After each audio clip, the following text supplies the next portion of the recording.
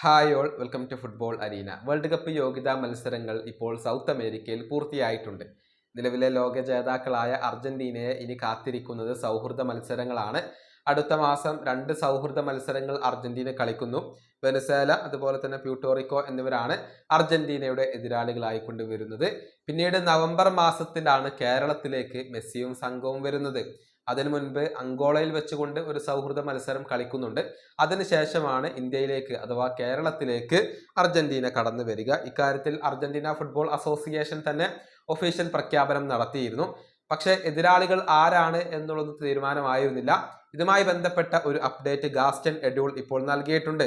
അതായത് അർജന്റീന ഒന്നുകിൽ ഏഷ്യൻ ടീമിനെയോ അതല്ലെങ്കിൽ ആഫ്രിക്കൻ ടീമിനെയോ ആയിരിക്കും നേരിടുക. നിലവിൽ 3 ടീമുകളാണ് സാധ്യതകളായി കൊണ്ട് കൽപ്പിക്കപ്പെടുന്നത്. ഒന്ന് ജപ്പാനാണ്, മറ്റൊന്ന് സൗത്ത് കൊറിയയാണ്, മറ്റൊന്ന് സൗദി അറേബ്യയാണ്.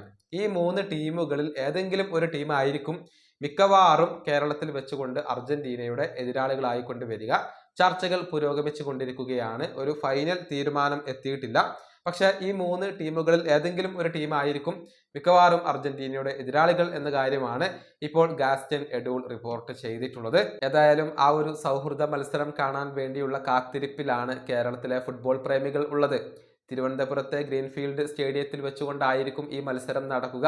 മെസ്സി ഉൾപ്പെടെയുള്ള വമ്പൻ താരനിര തന്നെ ഈ മത്സരത്തിൽ അണിനിരക്കും എന്നാണ് പ്രതീക്ഷിക്കപ്പെടുന്നത്. ഈ വീഡിയോ അവസാനിപ്പിക്കുന്നു. അടുത്തൊരു വീഡിയോ കാണാം.